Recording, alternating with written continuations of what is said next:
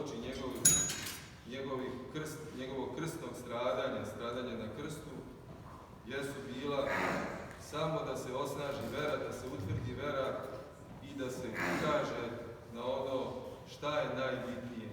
Počinjući ovo današnje evanđelje, to je tumačenje ovog evanđelja, vladika Nikolaj Velimirović, žički, sveamerički, njujorški, kaže i podsjeća na reči Hristove kada kaže: Marta, Marta, brineš se za mnogo, a samo je jedno potrebno. I upravo to ono što jeste jedno, jeste molitva. Sve ostalo iz molitve proizilazi i proističe. Sve one brige ovoga sveta i brige kojima je čovek ophrvan i svakodnevno raznomislije i brige za svakakve sitnice u ovome svetu, jesu stvari koje ne treba odbaciti, jesu stvari koje nas opterećuju, ali jesu misli i dela koja ne treba da nam budu na prvom mestu, jer ona toliko mogu da nas ophrvaju, toliko mogu da nas zaposednu, da zaboravimo i za molitvu. A Gospod upravo kaže, kad su Marta i Marija se trudile oko njega svaka na svoj način, a Marta je izabrala da se bavi u kuhinji i hranom, a Marija je sedela pored Hristovih nogu i starala se o njemu. Gledala je da posveti svaki svoj trenutak Gospodu. Mi ovde živeći u svetu imamo svoje familije, svoje obaveze i neka svoje svakodnevna interesovanja i svakako da moramo misliti o svemu. I Gospod kaže, sve nam je potrebno. Ali ono jedino što nas izgrađuje jeste molitva i to je, zapamtite, draga braćo i sestre, jedino ono što je važno.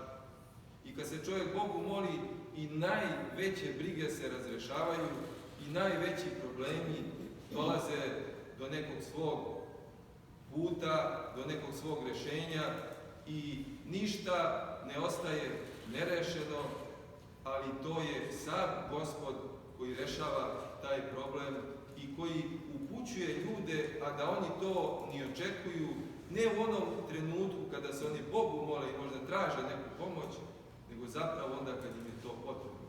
I verujte da Gospod uvek daje čoveku koji nadasve i prvo ljubi drugoga čoveka i svet oko sebe i nada se i veruje u drugi slavni dolazak Hristov, daje mu i otvara mu srce, i otvara mu dušu, i otvara mu razum, i logiku.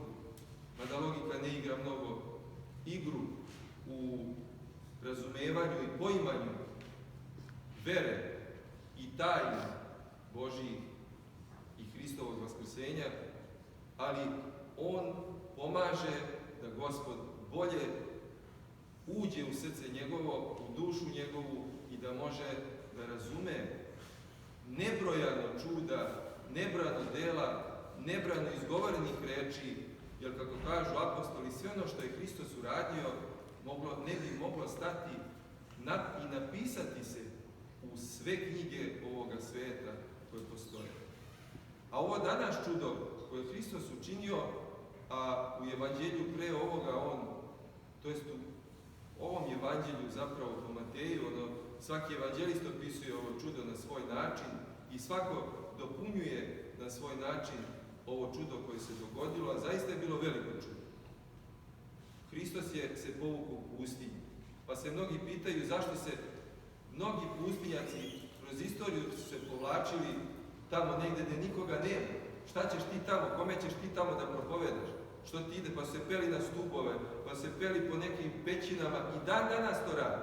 I dan danas monasi žive u nekim isposnicama ili žive nekim asketskim životom i tako dalje i tako. Teško razumljivo za normalnog čoveka, ali opet čovjek mora da se povuče, da se izoluje, da se Bogu moli, kako bi i on nakupio snage nakupio energije da kada izađe u svet, svom tom energijom zasija svetu i da kaže neka svetli svetlost vaša pred ljudima i da vide dobra dela Gospodnja.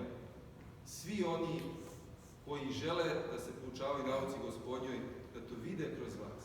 I to ne važi samo, draga braćo i sestre, za pustinjake, nego važi i za sve nas ponaosob. Jer kaže se da svaki hrišćanin treba da bude sol zemlji i svetlo sveta. Znači, tako treba da bude, takvog života treba da bude. A ono što u ovom evanđelju nam i kazuje, ne možete se sakriti. Gde se može sakriti svetlost kad na gori stoji? Nikako ne može. Kad ta mudrost, ta svetost kod nekoga i neka ga okaljaju najcrnije i najgore, ona će uvek izaći, draga braćo i sestre, na površinu, na video. I kad neko i hoće da se sakrije, evo danas Hristos otišao u pustinju da se Bogu pomoli, narod došao za njim, silni narod. Čuli smo na kraju ovog svetog evanđelja, kaže, kad je trebalo da se nahrane, bilo je 8 žena i dece, 5.000 ljudi. Znači, zamislite još ženu i decu, to je bilo oko 10.000 ljudi.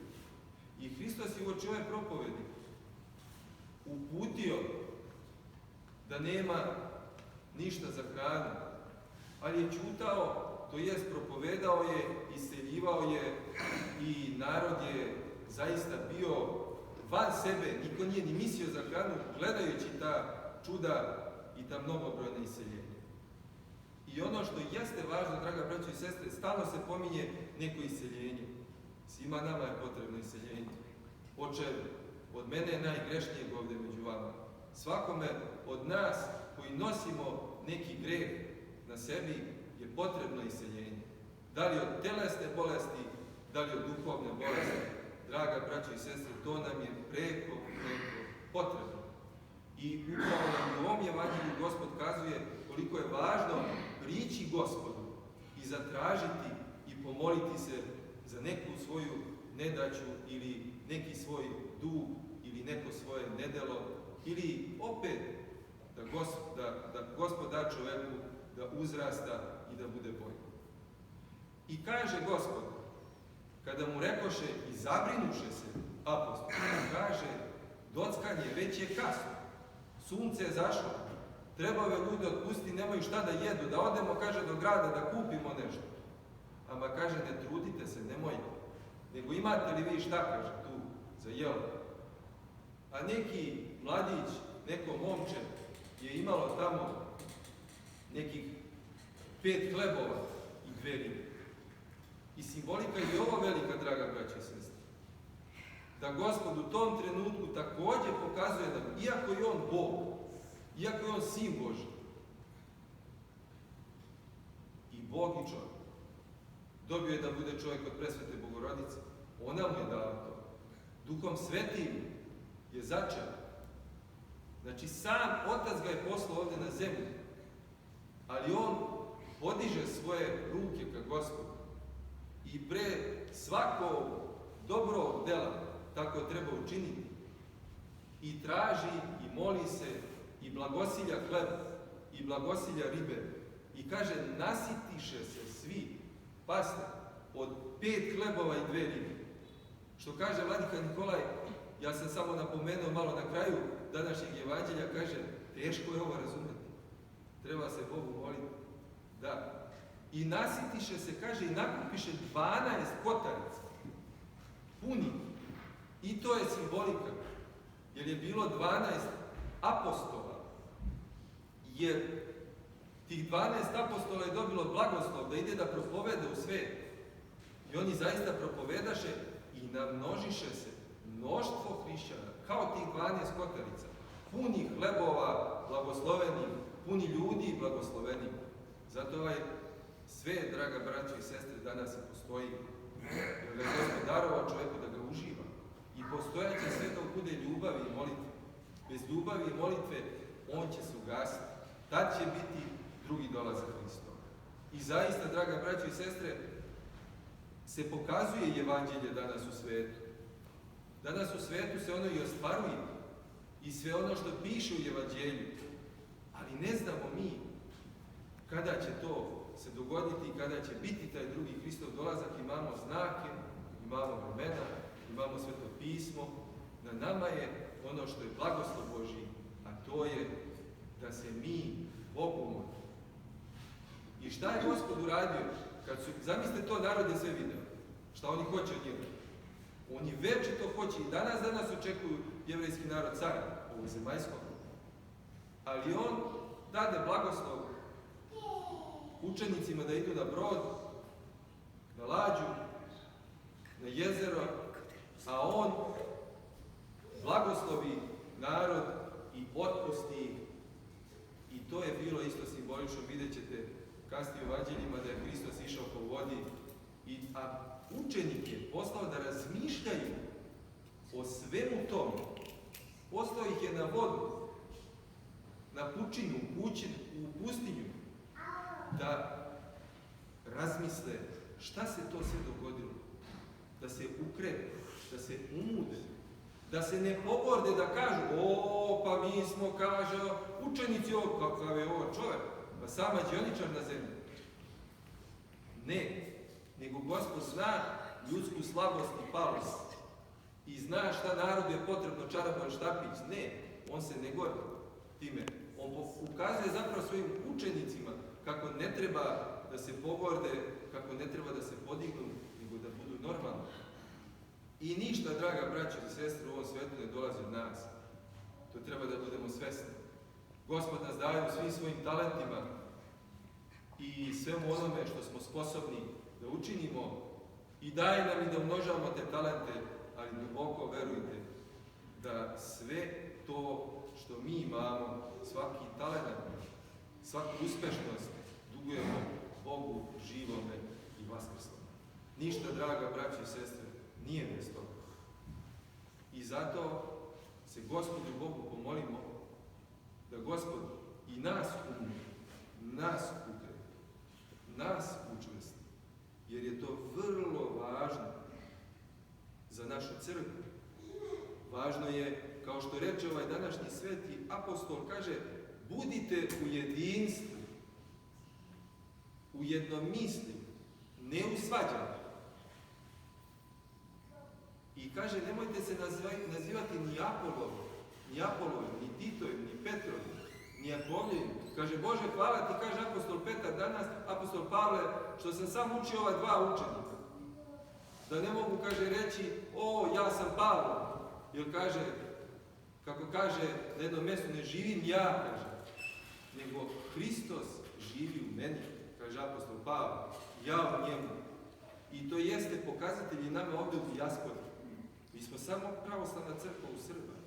Znate, ima u Rusi, u Grka, u Antiohijaca, raznih tamo narodnosti arapskih, koji su pravoslavni. Rumuna, svakakvih ima pravoslavaca. Znači, nema boje kože, nema nacije. U crkvi nema nacije. To što smo mi stradali, i to je treba poštovati, jer su nas proganjali, nažalost, i ne samo nas, nego i mnoge druge pravoslavne. Zato što i jesmo Srbi. Ali nadasve, ne što smo Srbi, nego što smo pravoslavni. Znate, zato su nas proganjali. Jer pravoslavlje je to, draga braćo i sestre, sama reč kaže prava vera. Neiskvarena vera. Ljudi su kvarljiva roba. Zato da nas Gospod Bog ukrepi da mi budemo pravoslavni na pravoslavnom putu, a znamo da je Hristos više puta ponovio svojim učenicima. Ja sam put, istina i život. Neka, dragi Gospod, da i da mi možemo reći da smo mi na tom putu istine i života, a kojega života u večnosti. I za to se i molimo i ono što je danas Gospod uradio, blagoslovio hlebove i ribu, da ne dužimo mnogo, može mnogo o tome da se priča, jeste i to simbolika ove trpeze ovde, koju mi stalno kušamo i slušajući jednog monaha također, jutros čini mi se, jednog igumana iz manastira Podmajine, Rafaela, on kaže: draga braćo i sestre, mnogi od vas dolaze ovdje, ne pričešćuju se. Zato je ono što je najvažnije za nas, sveta tajna, pričešće, da se osvetimo i posvetimo i budemo sveti tajnama Božijim, a bez ispovesti pokajanja nema ni osvećenja, ni pokajanja, ni napretka, ni života večnoga. Neka Gospod nas upomni da mi budemo sveti u svetim tajnama. Amin. Bože daj.